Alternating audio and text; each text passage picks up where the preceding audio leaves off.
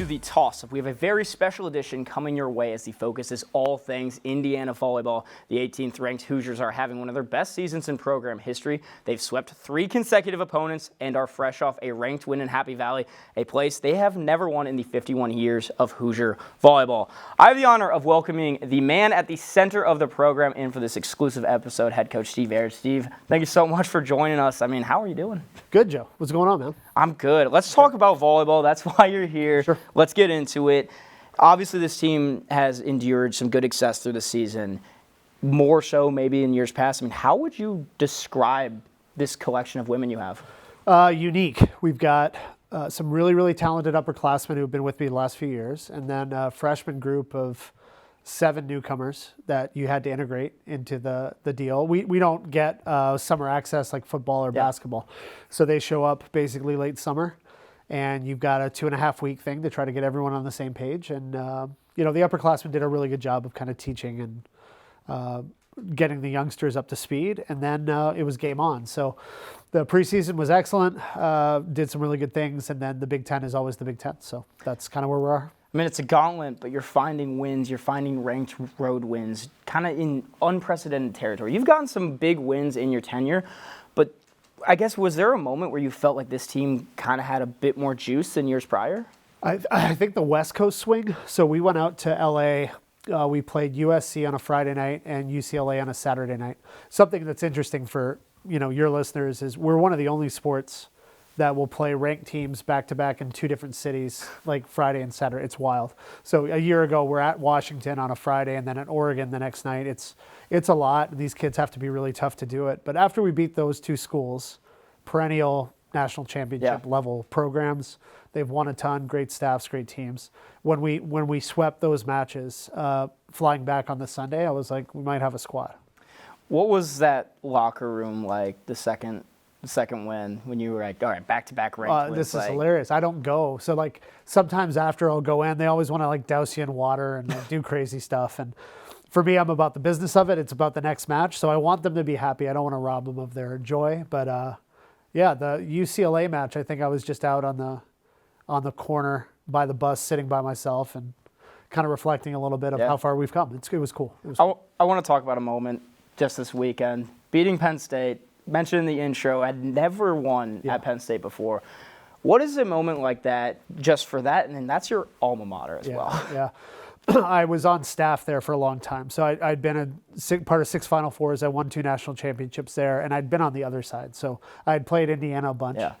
We'd fly into Bloomington to the little small airport. We'd come to the match. The match was usually over pretty quickly. We'd fly away. I didn't really know the town, didn't really know what was going on.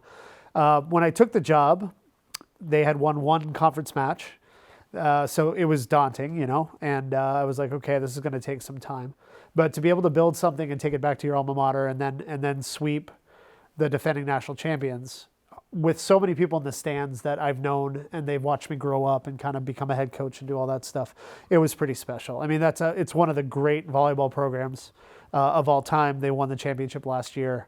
They're good. So to do that with this group was special. And then after there was a video, you getting drenched. I mean, to have your team rally you, was that emotional? How'd that feel? Yeah, it was cool. We just have really good kids. And my assistant, Kevin, and I were college roommates. We both played at Penn State. And the team had said that they really wanted to try to steal that one for us. And when that stuff starts to happen, when it's not about you, it's about something bigger than you, it's usually a pretty good sign with sports. And, it was cool. And we celebrated. And then you get right back to work because you're in the middle of the year. It's not the Super Bowl, it's not the last match. So I was pretty thrilled that we got it done, but you've got to get right back at it. Right. So you mentioned, inheriting a 1-win Big Ten team, kind of full circle to that. When you first took over, and I guess into leading up into this year, was there a year, a moment that you felt the momentum start to grow? Like, this isn't just, kind of the laughing stock of the Big Ten. This is a competitive team. It's a team that's going into ranked places and, sweeping them. Yeah, well, we had really good, there was been good players, and we had good wins, 2018, 2019. The pandemic years were tough, recruiting, trying to organize and try to get things going. Coming out of it, I think in 22, we had some staff adjustments, we had some energy, brought in some kids, Candela, who's a senior now, was a freshman. We made some really good calls on some people. And I feel like whether it's you're running a restaurant or a hotel or a business, it always comes back to people. So the staff has been great. The kids have been great. The kids we've developed, we've had 12 or 14 kids go on and play pro from Indiana. That was a big deal. And then bringing in the kids and just stacking classes, like next year's class is a top 10 class. The 27 class is a top 10 class. So I think it's like a pinwheel. Once it gets going, it really starts to go. It's just really hard to push the rock up the hill, and then once you get it going, it gets a little bit easier. How important was maybe the 2022 to last season, that group? It was a lot of continuity with that team, all American caliber players, 3-4 year starters. How important was that collection to kind of elevate the recruiting cycle, everything that's built into this 2025 season? Yeah, it was crucial. And then you have some like watershed moments, right? We beat an Ohio State team that was top 5 in the country on the road, and we became really tough to beat at home. Wilkinson Hall is just a fun place to go to work. We started to really get tough at home, and then the winning is part of it, but the culture is a big part of it, and just the people who you're able to recruit really high-end kids who are a little different. I mean, we're a very untraditional program from top to bottom. Like what we do and how we do it is very unique, but the right kind of people are into it, and that's what's made it really fun to grow with these kids. We've talked about this at Wilkinson. That was kind of your vision when you first got here, and everything with COVID happening. I mean, how special is it now that it's packed house, rowdy fan? I mean, the costumes, everything that kind of goes around with it. Well, it's funny. Like the cockroach costumes come from the old days when we were in the old building, because in my office there was just like bugs and stuff, and you're like, okay, well, we knew we were getting into a new building eventually, right? But we just embraced it, and then the students have been so phenomenal. They've been single-handedly responsible for some of the great performances, just the energy and the fact that they're all over the visiting teams, and it's been great. The community's been great, and then volleyball people in the state. It's a big volleyball state. Yeah. I mean, Indiana has so many good coaches, high school, club, college. So the fact that it's the energy of it, we're starting to sell out consistently, and things are getting pretty fun. I want to look more inside the team now. Where have you seen the most growth from? Maybe, the first meeting you had with this squad to now? We talk about grit a lot, and I know it's like all the stuff I'm going to say is like cliche. Yeah, and it's crap. But at the end of the day, well, let me give you something different then. Like so Dan Campbell's the football coach of the Lions, and I like him. And he had a team meeting where at the start of the year he was talking about dragging teams out to the deep water, and like if you could just grab them by the scruff and drag them out to the deep water and just keep treading water, So early in the year we're at Miami, we're down 0-2, and I had shown that video to the kids, and I was like, "Yo, this is what we can do. We can do this. Just drag them. Just play. Let's play. Let's just play as long as we can." And so that's been a mantra. Being big on the road, winning on the road is impossibly hard, and we've been able to do it and stack some really good wins. And so I think there's a toughness. The upperclassmen just have become tough. The youngsters just kind of are like, "This is how this works." Yeah. And we found a really good mix of the ability to execute, the ability to be tough and kind of gritty, and then play with a joy, because they love it. They love IU. They love playing here, and it's been fun. We know Dan Campbell's a quote machine. Are there other videos you've used before to kind of motivate maybe? Well, this is a good story. So George Whitfield's a buddy. He's a kind of the quarterback whisperer, and he does all the quarterback 11 stuff. So we did some stuff with him in April and May to get ready for the preseason, and he basically installed what we call DNA. So at the start of every practice in the preseason, we'll show a video or a clip. We'll have kids, something they see, a quote, whatever it might be. But we started installing DNA, and we're still doing it. We did it today in training, and someone will have a video that they like or it speaks to them. So he's been featured plenty. I got a grab bag of stuff that I like a lot. They laugh all the time because there's a lot of hockey and a lot of football. But it works. It's working. Yeah, working. Yeah, but I think there's themes, right? With the great coaches is like, you got to hire really good people that are smart, and you got to recruit really good people, and then get out of the way. Like you don't want to be the smartest guy in the room. You want to have people in the room that are really good, and they patch up what you might not be as good at, and then you want people who want to come early and stay late and work their ass off, and that's kind of what we have. You touched on earlier with Candela. You got her from Spain. Yeah. Came in probably not speaking much English at all. 4 years. Been playing consistently for 4 years. I mean, how much has she grown, and how much has she now taken a leadership role with everything around? It's a young squad too. She's a lot more comfortable. I think when she came over, the recruiting story that's amazing. She wanted to go to Florida or Long Beach because she wanted to be on the water. And I was like, man, this Lake Monroe, you got to see this Lake Monroe. So it was a little funny out of the gate. But she, early, it was finding her game. She came over. She was a 3-rotation opposite. We've worked with her. She's busted her ass and become really good as like a complete player. She might be the winningest player in the history of the program if we keep going. So it's been fun. And now she wants to play pro and she wants to stay in the States. So it's like, it's really turned and changed, but she's matured at a really high level and she's such a good player. So you're a good coach when your players are good. And we got a lot of them. And with the freshmen, I won't go through all the names, but you have 5 that consistently play, 5 that start. Yeah. I mean, just how beneficial is that you have these kids fresh out of high school that are able to just make an immediate impact at the highest level in collegiate volleyball? Yeah, we're fortunate. I think part of it is we have a good eye, and then we try to find the right kids for what we do and how we play. We play a pretty unique style of volleyball. We play really fast, and found kids who wanted to do the same thing. And it's a mix. Like I think the portal. The portal's all the rage, right? And, you got to get kids. And, when I talk to SIG or I talk to some of these coaches, they're like, why would you recruit high school kids? Like, you don't have film on them. They're not grown. But in our sport, you can find niche stuff where they can really click. And a little bit of their not knowing has been good, too. When you're playing at USC or you're playing against Penn State, there's not a lot of baggage where they've watched them be great for years. They just want to play, and if they win, that's great. And if they lose, they want to get back in the gym and train. So it's a really cool mix of both sides of that right now.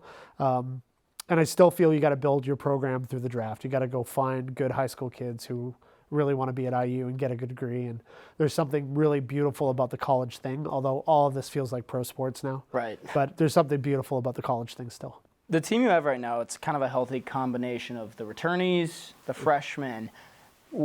From your eye, what have you seen them bond the most over? Is there a game? Is there an activity where everyone kind of comes together the most?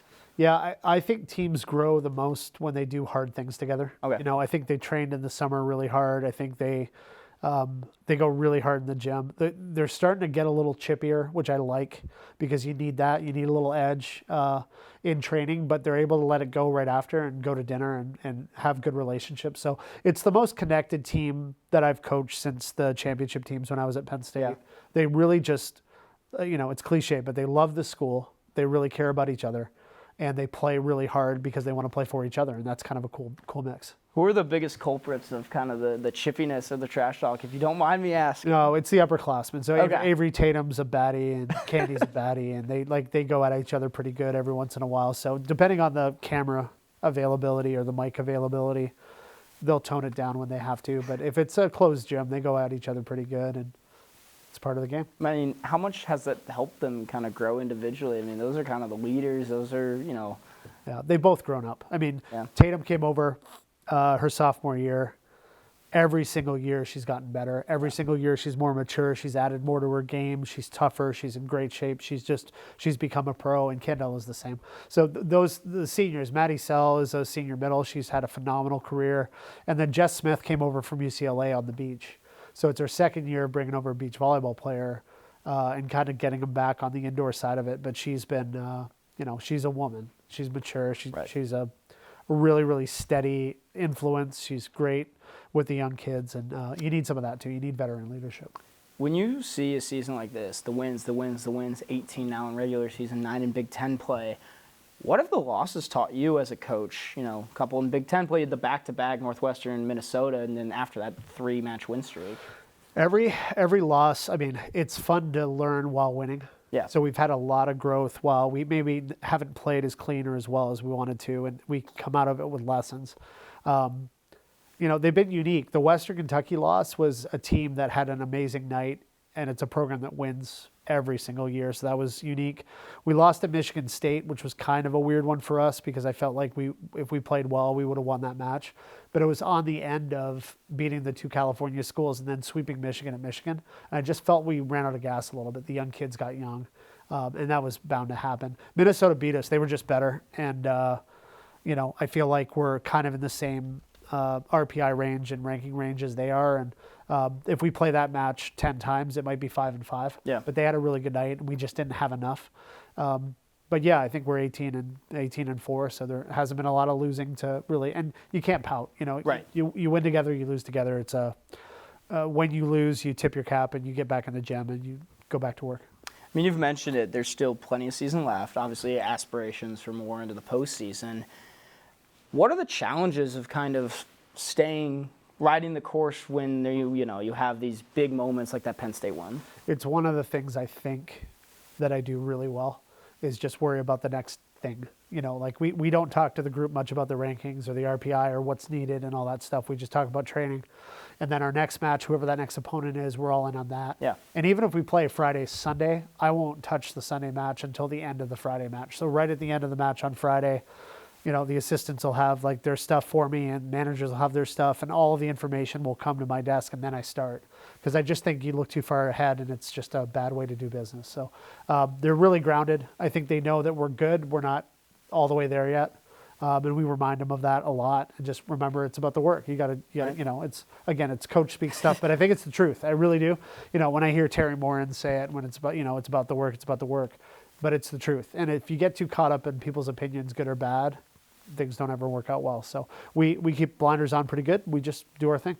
Now, for you personally, in a season like this, when you try to, focus on the next, how much fun is a season like that? How much are you able to kind of just like take the little moments here and there and be like, okay, we're doing something legit? Yeah, that's the opposite. That's what I'm absolutely terrible at. Okay. So like I'm just not a very, I'll celebrate when the year's done with friends and family and everyone who's like super proud and they're texting you and calling you. It's great. I just don't spend a lot of time. I say thanks and I move on. I just feel like when I think people enjoy the journey and I'm jealous of those people. I think people like smell the roses. I'm jealous of those people. I'm just not built for it. And like anything I've done outside of, some stuff in the office is just in boxes in my house. Like it's always about the next thing. I'm just relentless about the next thing. So I don't think it's good for my blood pressure or certainly not good for like general health. But most of the people that I respect that are in the coaching profession are wired a certain way. And it's just not a comfy situation. I mean, you have to be out of your comfort zone. You have to be, you can't get complacent. It's the word of this school, I feel like, with trying to push forward and everything. Sure. When you have this remaining season, you say improvements are needed. Where do you see the most improvement that's needed to kind of elevate again? Well, offensively, we're awfully good. I think we can serve the ball pretty well. I think serving and passing in our sport is like the thing. So we can always get better at those two things. Team defense has been better. Statistically, we're in the conversation in the top 4 or 5 of most of the stuff in the conference. So I feel like we're doing some good things, but, we're chasing teams that, Nebraska's phenomenal. Wisconsin, we got to go and play on the road. Purdue's beaten us more times than not. There's stuff that we're still trying to accomplish and keep getting better so that we can be in a position where that's the case. But it's a pretty focused group. I mean, the staff and there's not a lot of messing around, and they have fun and they do it with joy. But we work really hard. That's what I was going to ask. I mean, with a young core mixed, you've seen that focus still through everything. Like, did it take? You mentioned it was kind of that West Coast trip that really was something. But did you see the focus from the get-go that this team can kind of have the drive to keep going? And belief grows through success too. Right. I think when we started winning some matches, I think they were like, man, we might be okay. And I did tell them at the start of the year, I think we had the chance to be the best team that Indiana's ever had. I really believe that. And I don't lie to them. I told them the truth. And then if it gets a little squirrely or we're off track a little bit, I'm pretty quick to remind everyone we haven't won anything. Like we're not a program. We haven't won at a level that anyone respects yet, and no one respects us.